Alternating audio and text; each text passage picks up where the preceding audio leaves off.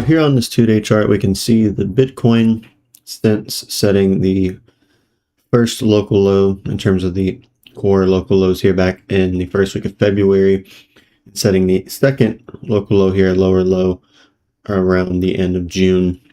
We can see that this entire time Bitcoin has been in a bullish divergence here. We're finally starting to see, for the first time since June, around mid-June, the Bitcoin is testing the 800 EMA.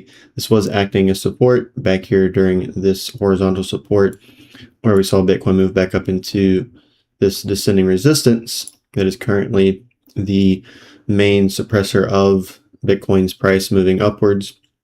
We can see that getting above this is going to be a first milestone to accomplish, and then pushing back up to the 50 EMA around 68.2 thousand. Then ultimately this resistance here, the descending resistance, which sits at around 70,000. So psychologically and structurally, we're seeing 70,000 pop up here. That's going to be the first major thing to accomplish. And then afterwards, moving back up to the 50, or rather the 200 EMA here at around 80.8 thousand. This is also corresponding with this rough horizontal zone here, where we can see there was support here. Ultimately, this zone was lost. We saw Bitcoin come down to this local low. Bitcoin moved up to this horizontal zone, which found confluence with the resistance here in a descending manner. And obviously from here on, we've seen Bitcoin go lower. So there's a lot of correspondences to this around $83, $84, $85,000 level right here, going all the way down to the 200 EMA at that closer to $80,000 mark. So around 80 to 85,000, and then pushing up to here at around 96, 97,000 is going to be another major area to see Bitcoin get above. And then here, roughly around 100 to 110,000 is going to be the final area. If we do start to see Bitcoin eventually push up, however it may do so, back up to this zone here of around 100, 110, pushing 115,000, then I think at this point, most of the resistance is going to be knocked out of the way. And if Bitcoin's going to make further price discovery, then I think more likely than not, although who knows, that once we can break all this resistance here leading up into this final zone, then we can quickly see Bitcoin push higher, closer and into the $130,000 range and onward. We are seeing these bullish divergences not just on the RSI, but we are seeing here a more recent shorter term bullish divergence on the stock RSI with these two lows. We can see the price descending, but the stock RSI here was ascending. The MACD has the same bullish divergence as the RSI, and the RVI has a shorter term bullish divergence similar to the stock RSI here.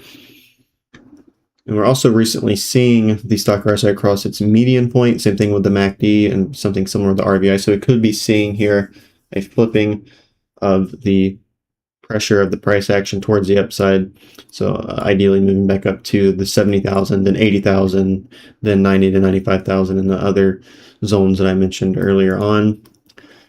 Now here on the first higher time frame chart, the weekly, what we can see here, as I've been pointing out plenty of times in recent videos, this horizontal zone here is insanely crucial. It's a long term, going all the way back to the double top of the 2021 bull market here, from around 60,000 to around 65,000.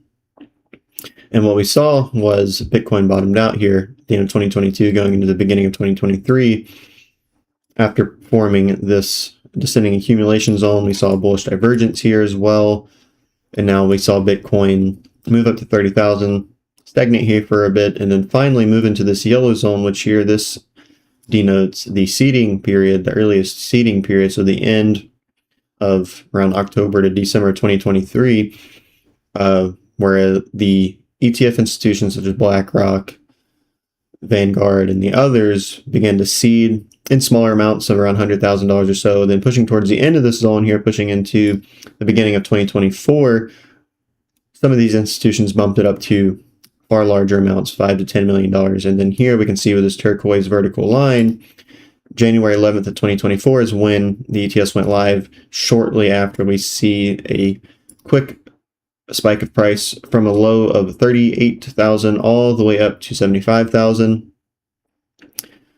And then from there, this is when we, for the first time, tested this very crucial resistance support juncture, found support here, flipped this resistance into support, entered this kind of lollygagged, less emphasized move up to 126,000, where it just didn't seem to have as much strength, obviously, in comparison to this move, or even really this move, despite it being a lesser percentage gain. We could see that this was starting to show some notions of structural decay, especially during this move up here, where we can see that it kind of just limped out in comparison to this move or any of the prior moves. And from here on out, I think what we've been seeing Bitcoin do since this final move here, especially over this pushing a year-long downtrend that Bitcoin's been in, that's taken it all the way down to around 58,000 most recently, is a reaccumulation zone, where if we go back to here again, the seeding of the ETFs went live here. So basically, this entire move here from around 25,000 all the way up to 75,000, a 3x in the price from September 2023 to March of 2024, encapsulated the early stages of the ETFs and their seeding going into when they actually went live. So this entire move was basically associated with that fundamental phenomena going on and that institutional adoption. And I think since then, what we saw here, after setting a new all-time high because of this, and for other structural reasons, we saw the retest of this crucial support or resistance support juncture. And then here on out, we've seen a more calculated, more meticulous, a more matured development of Bitcoin's price action due to the institutions in these ETFs now becoming more integrated players within the market dynamics of Bitcoin. And so what we've seen here, I believe, is another what would be a reaccumulation zone, where we saw these ETFs finally enter in here. We set just a new all-time high that most people are considering rather underperformative, especially in comparison to past price performance of Bitcoin. And so what I think we're seeing here is this reaccumulation zone where these ETFs were, whether intentional or unintentional, the intricacies around it I don't think particularly matter all that much, but we're seeing a more structured and engineered development of the price action in this reaccumulation, where they're setting themselves up a zone here, most importantly here within this low zone that was resistance now turning into support, as a means to accumulate a lot more, whether that's just to pad their ETF for their investors, and also as well on the flip side for the investors that they are serving as an institution, to continue to utilize them for the purposes of the ETF and what that represents. And so when we look at the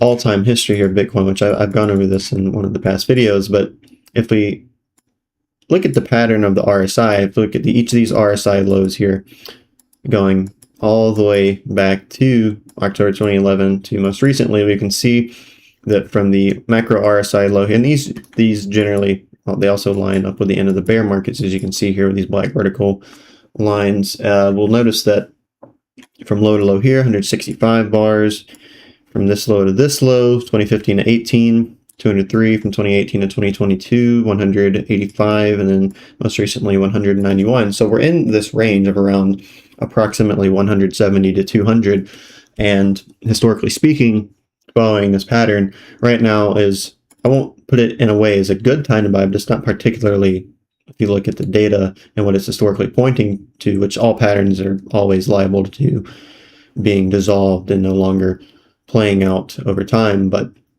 currently this is saying that right now is not particularly a bad time to buy Bitcoin. And when you pair this with the fact that we're seeing the RSI printing a bullish divergence with respect to the price on the weekly time frame and other higher time frames, also on the daily, as I pointed out, or rather the 2-day, we can see here that, again, the price is descending and the RSI here is ascending. We saw the same thing happen back here during most prior bear market accumulation zone towards the end, when we saw this descending accumulation zone. I believe we're seeing something potentially at the least very similar.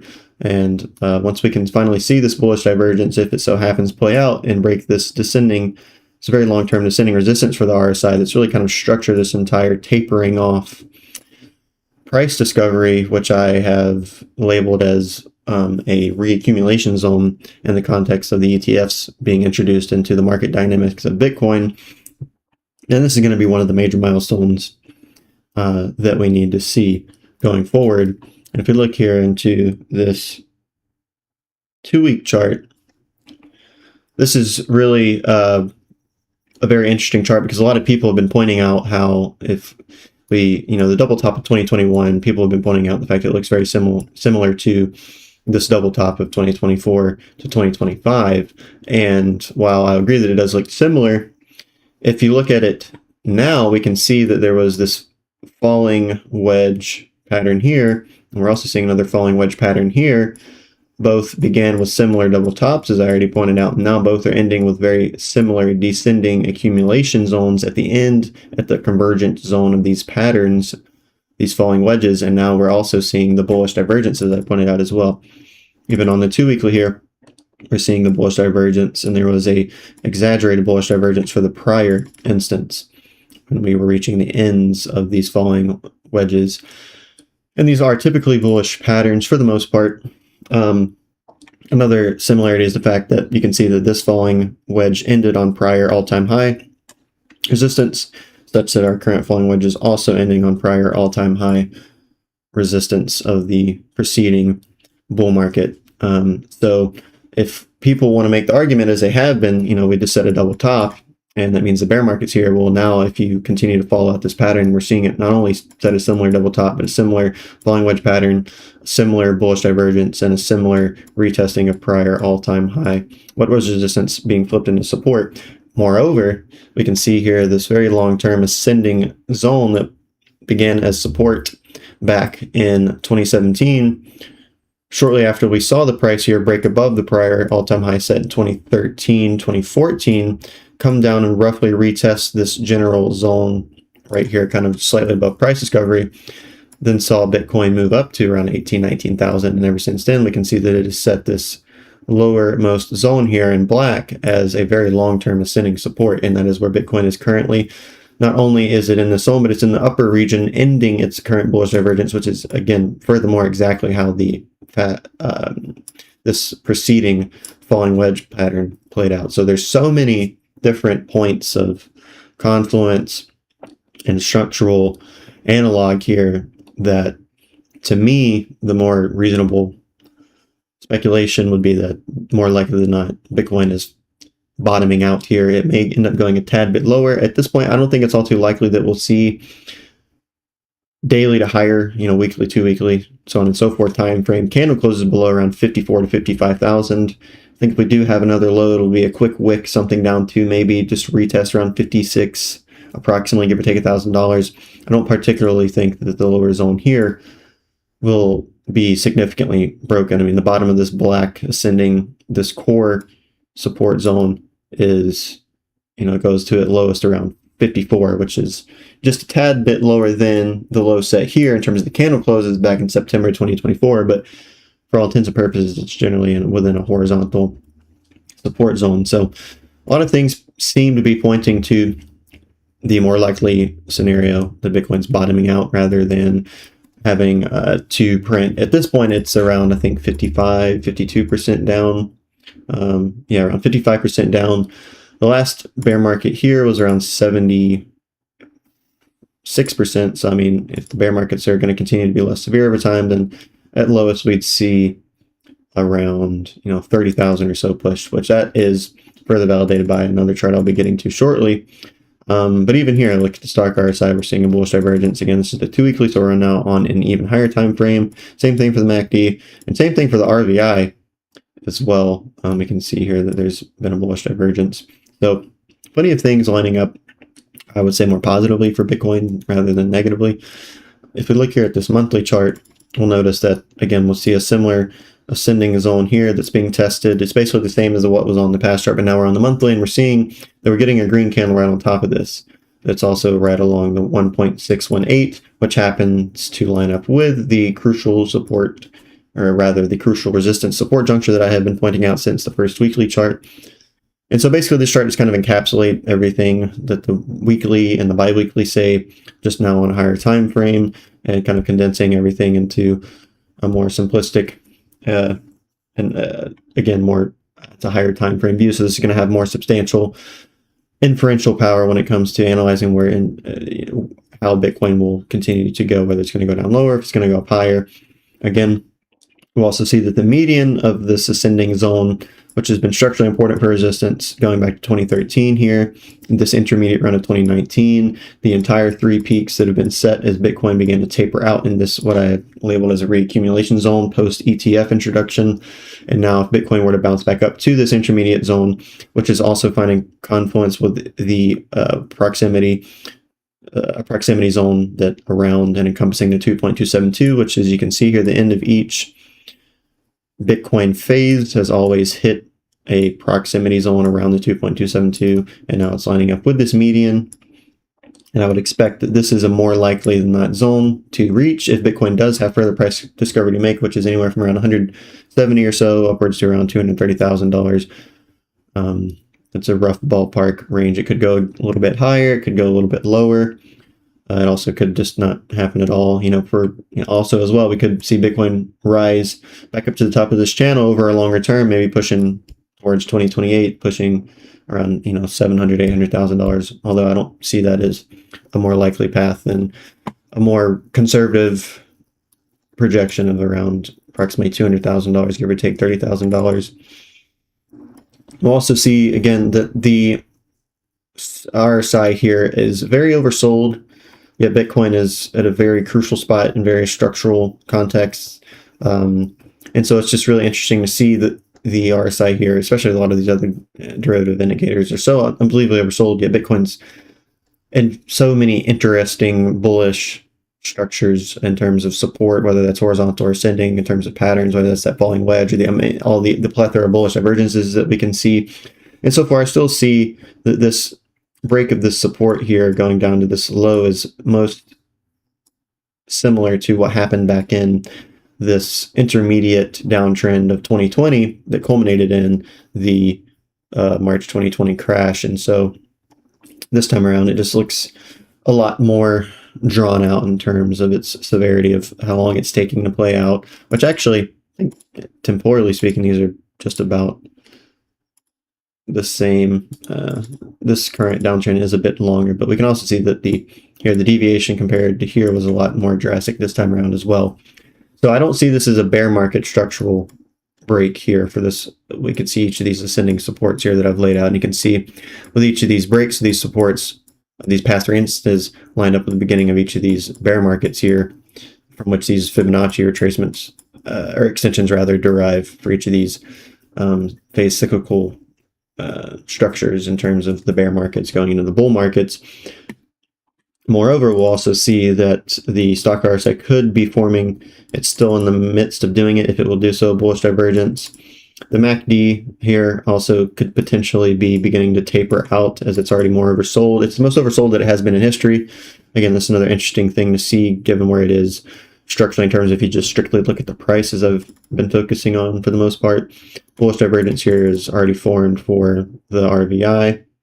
And we can see here with the ASO that we could potentially be reaching another kind of low for the tapering off here. So it's something similar to the MACD, where we're going to see these in terms of a more lagging nature, as we're seeing Bitcoin set this double bottom, this descending double bottom with these bullish divergences. We're now starting to see these main momentum indicators, such as the MACD and the ASO, begin the earliest portions of their tapering off period, where they're going to start to flatline and then start to coil back upwards into eventually flipping into a bullish sentiment over the next, I would say, 2-3 months or so, going especially just into generally the end of this year, going into autumn, going into winter, especially going into Q1 or in Q2, going into spring of next year. One thing also to point out is the fact of, if you just look at our current bull run, you can see, which I'll go back to the weekly to point this out, did a more fine picture. We can see that this first run here ended in spring, specifically April 2023. The second run here ended in March, again, spring of 2024. And we can see here that the intermediate portion of each of these runs here was basically just like around December, January. Here, this would have been end of 2022, beginning of 2023. the intermediate portion here was again also end of 2023 going into the beginning of 2024. So we're seeing this kind of encapsulated zone, an end of a year going into the beginning of a year, bleeding off into spring of that subsequent year. And so we can see something similar here where this peak here ended January 2025, or rather December 2024, January 2025. And then we saw Bitcoin start to move up again here, going into the summer of 2025. And then we start to see the structure change because of this reaccumulation zone beginning. So let's say, hypothetically speaking here, the Bitcoin still has further price discovery to make, that it will go higher than 126,000. Far higher than that, pushing up potentially upwards towards around $170,000. Then if we look at the temporal structure here, then we're kind of looking at an end of the year, beginning of year, all-time high zone. So that could be sometime end of this year for an all-time high, or sometime beginning of next year, pushing into spring of next year, if we're going to continue to see this kind of temporal pattern play out, where again, I want to stress that this reaccumulation zone here, if we follow along with this idea, has occurred as a disruptor of this temporal pattern. So rather than if it would have played out here, instead of going into this reaccumulation zone, we would have seen Bitcoin topping out and ending the current bull run sometime spring or so of 2025. Whereas because of this reaccumulation initiating due to X, Y, and Z reasons, then we've seen obviously this has been disrupted, and it still remains whether or not we're going to see this continue to play out as a temporal pattern. So if we move here into this monthly chart, the main thing I want to point out here is let's say that my bias here is wrong and that there's not any more price discovery, that Bitcoin's still has basically one more last major leg to initiate in a longer term, more severe bull, or rather bear market. Then again, these are volume weighted bands. I pointed this out in recent videos, but the historical zone here, as you can see, going all the way back to 2015, we can view the bear market here of 2015. So the end of this here would have been the first cycle for Bitcoin. This portion of price here was phase 1 of cycle 2, and then this portion of price here was phase 2 of cycle 2. And so we can see that in terms of, and in context of these volume weighted bands, that once phase 1 here of cycle 2 ended and entered phase 2 of cycle 2, we reached a threshold, a very important milestone in the maturation of Bitcoin's price in terms of its structural development, because then we start to really see a pattern play up here where we see the volume weighted bands here from this uppermost white band to this red band. You can see here was the bear market low here. The March crash also ended here. The most recent bear market of 2022 ended here. And so if we see this play out again, and there's a longer term bear market to continue out here, then we could see that this lines up with around $30,000 to $40,000. So that would be the range that I would expect Bitcoin to go to if my bias is wrong here and what I'm speculating for Bitcoin going forward over the medium to longer term. And that would also put the total bear market retracing as low as around 75%, which would be less than the prior around 76 to 77%, falling through with the pattern we've seen thus far of each bear market and also each bull market for Bitcoin is becoming less and less severe. The percentage gains towards the upside and bull markets aren't as strong as they used to be, and the same thing could be said for the bear markets as well over time. Again, just to further point this out, on the monthly, we can see that the RSI is insanely oversold. It's in the historical bear market accumulation zone. The same thing, the stock RSI here as well, also completely bottomed out. Each of these vertical lines here is pointing that out with these lows. We'll also see here with this volume-based indicator here, I've pointed this out as well. At each of these times we see these peaks and downside volume. You can see with each of these 4 green arrows, often lining up with these structural lows in RSI and stock RSI, although it's not a perfect correlation, but it's oftentimes lining up. We can see again just plenty of things pointing to a low zone being formed here. And if we zoom in, we can see here that we're seeing this descending double bottom. We've seen this in a more finely detailed visual on the lower time frame charts on the weekly and the bi-weekly. On this monthly, though, we aren't seeing really a bullish divergence on the RSI. We're seeing one potentially on the stock RSI here. The MACD also not seeing one here, but it is most oversold point in history, potentially tapering off as well. I want to point out the Bollinger Bands. The Bollinger Bands are the most compressed they've ever been in history, and we have yet to see, according to the monthly chart, the depressurization event. I've went over this plenty of times. The depressurization event is simply these core divergences here that we can see, these massive U's or loops towards the downside. This has always happened towards the end, towards the most volatile points of Bitcoin's bull market. We haven't seen that yet.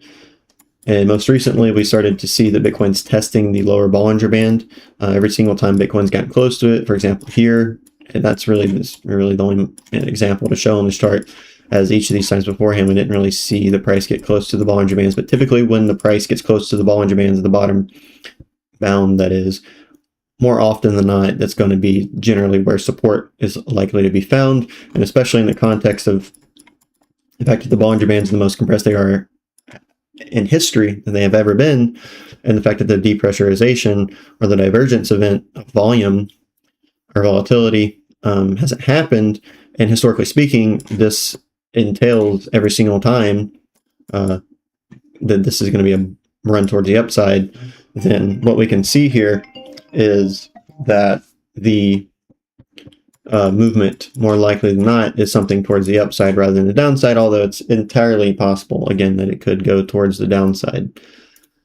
Now, if we look here at this 4-month chart, we will see that, as I went over this in one of the past videos, each of these boxes here, again, we'll see cycle 1, cycle 2 here in blue, cycle 3 here in purple, with each of these composed of 2 different phases. We're in phase, the very end of phase 1 of cycle 3, according to the structure that I'm imposing upon Bitcoin. Again, we'll see the historical Fibonacci retracements here.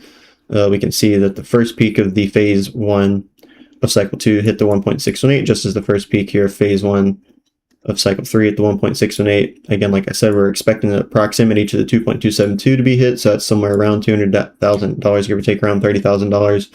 And so if we look here at the RSI, again, heavily oversold, we're entering historically oversold territory, yet we're seeing a 4-month. Again, this is similar to the ascending zones that I pointed out in the weekly based time frames. Now we're here seeing it on a higher time frame at the 4-month.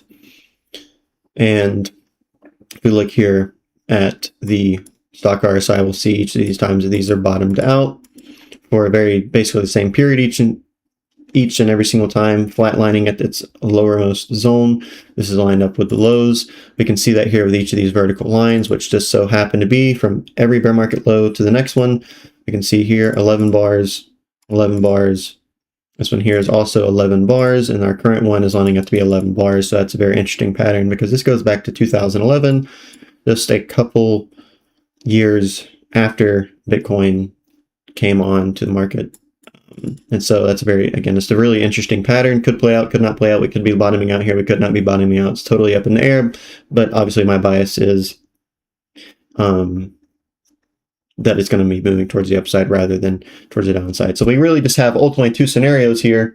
Whether Bitcoin is it going to go down lower to $30,000 to $40,000 as a zone in a longer term, more severe bear market, or is it going to push upwards towards $170,000, $230,000 or so, $150,000 at least base case, like the lowest, I think at least somewhere around there. But I think there's a sweet zone around $200,000, give or take that $30,000 for various reasons.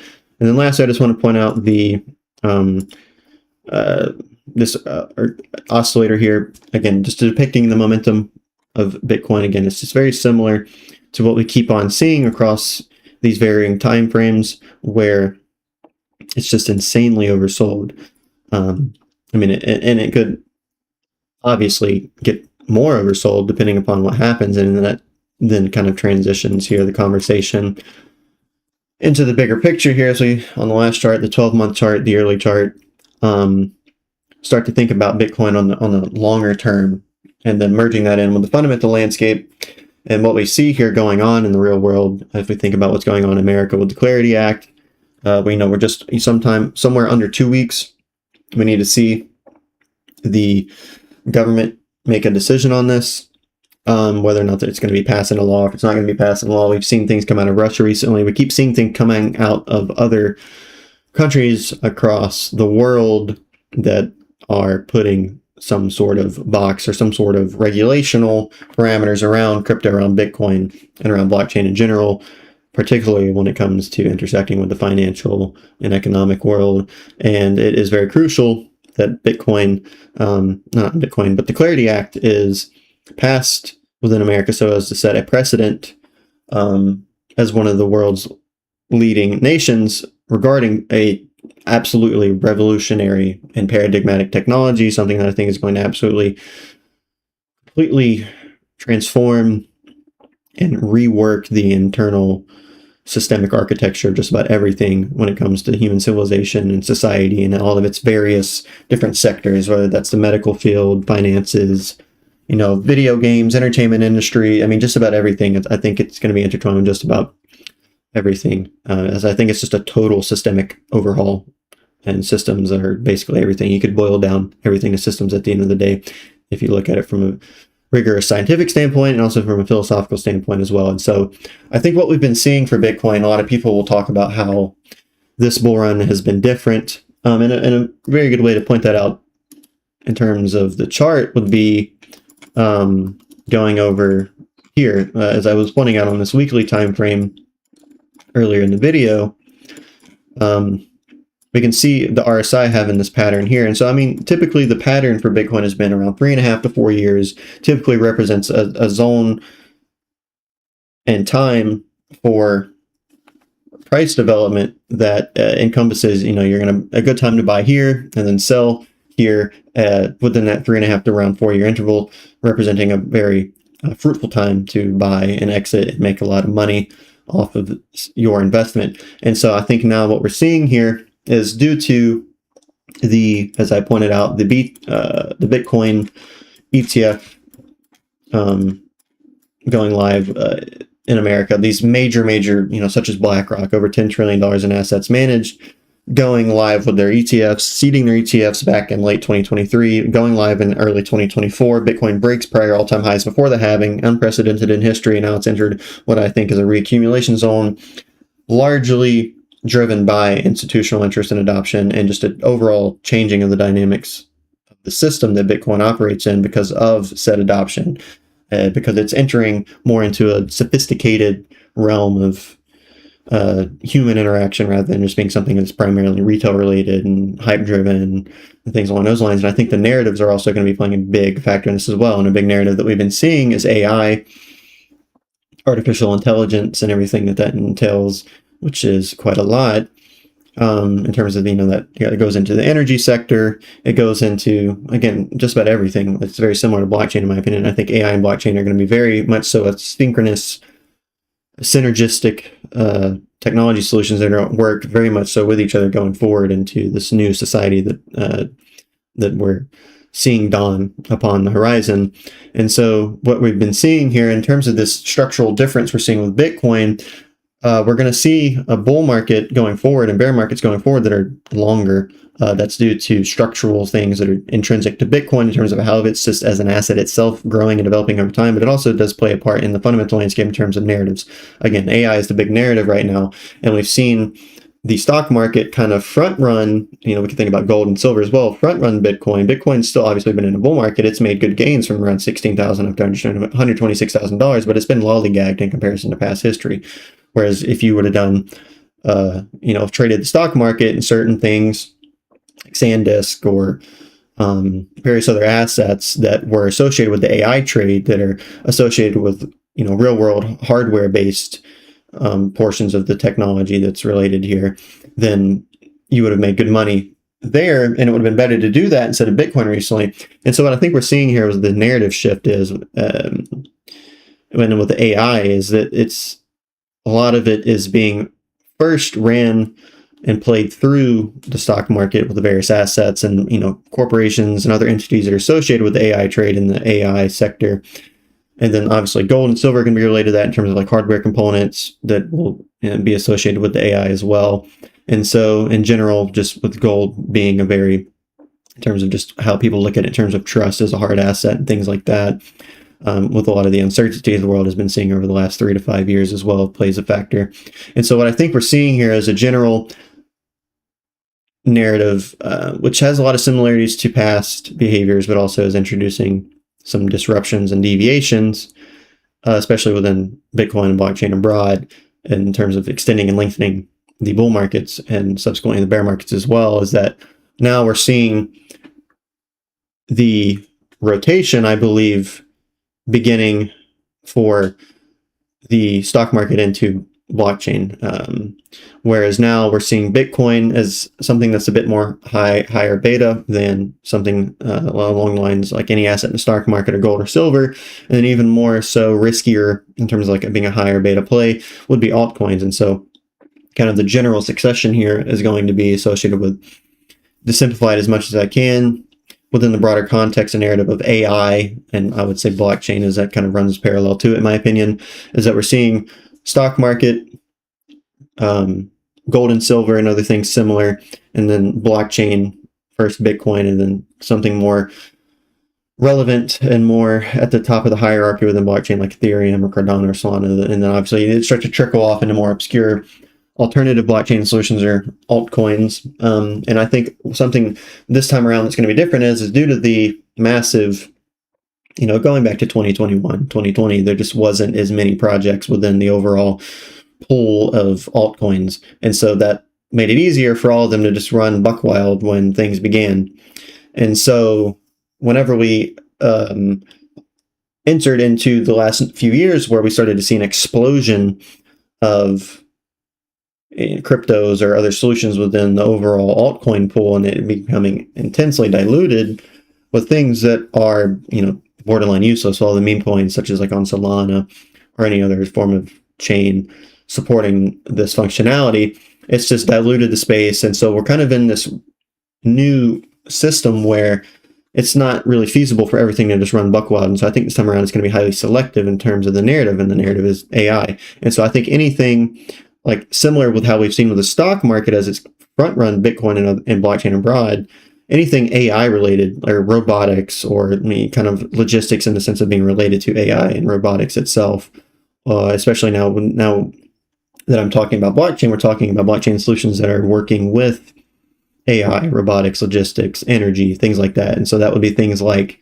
for example, on this channel, one of the main altcoins that I talk about, really kind of the only one, is XYO, starting out as a DePIN, a decentralized physical infrastructure network, kind of a geospatial oracle. And it's over time since 2018, it's been around for quite a while and survived plenty of harsh weather over the years, continued to develop and evolve. And now it's becoming something associated with not just decentralized physical infrastructure networks, but it's interweaving with AI very much so, with robotics, with logistics, any form of system really, especially with the advent of XL1 as their layer 1 blockchain, in terms of basically just providing a home for data, and everything going into the world we are, in terms of this technological society, is going to revolve around data. Data is kind of the linchpin of our society. And because of how technologically dependent it has become, everything runs basically on data.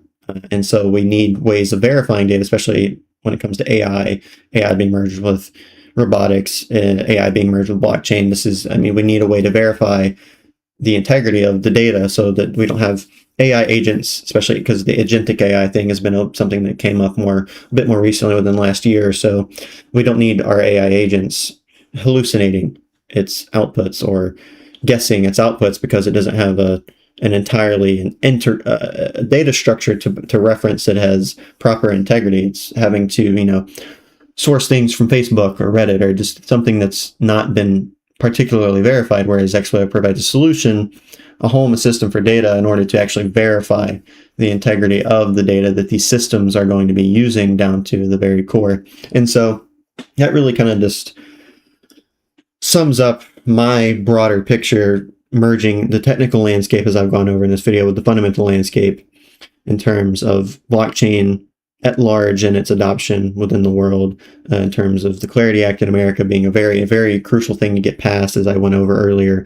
That is very crucial to be that gets passed for various reasons. And if it doesn't get passed, then I would likely expect that that's going to entail more downside in the market. So maybe we do see Bitcoin go down to $30,000 over the rest of this year or so, if that doesn't get passed. But me personally, I lean towards the fact that it will get past. We look at poly market here. It's been kind of chopping pretty heavy since around July 14th, ranging from around 32% to 46%. So it's kind of sitting in this buffer zone right below just a simple toss of the coin, 50%, a 50-50 chance. Personally, I think that the updates I've been seeing over the last few weeks, as the various meetings have been held in order to discuss things that, the Democrats having issues with the ethics parameters of the legislation and things along those lines. And it seems to be that the Republicans, I would have to imagine how badly they want it passed and how badly plenty of people want it passed, would be doing all that they can to reconcile these issues, whether that's along the lines of ethics or whatever else they may be having to discuss in their conversations. And if we think about other prominent people within the space of crypto and blockchain, such as Brian Armstrong, the CEO of Coinbase, companies like his, Coinbase, and others, if America, especially with them being based in America, if America can't get something like this passed to provide proper clarity and regulation around such a nascent and potentially fruitful paradigm within the real world, then it's going to leave these businesses and these corporations no other choice or little other choice other than to go offshore to do their business dealings and everything that entails their operations for what they stand for, because America is falling behind in the development here and the adoption here, and they're not passing something that is insanely crucial going forward for the space as a whole. And so that really kind of wraps up everything I wanted to go on about in this video, from the technical to the fundamental. As always, none of this is meant to be financial advice, but all that being said and everything gone over, I hope you all enjoyed and that you all have a wonderful day.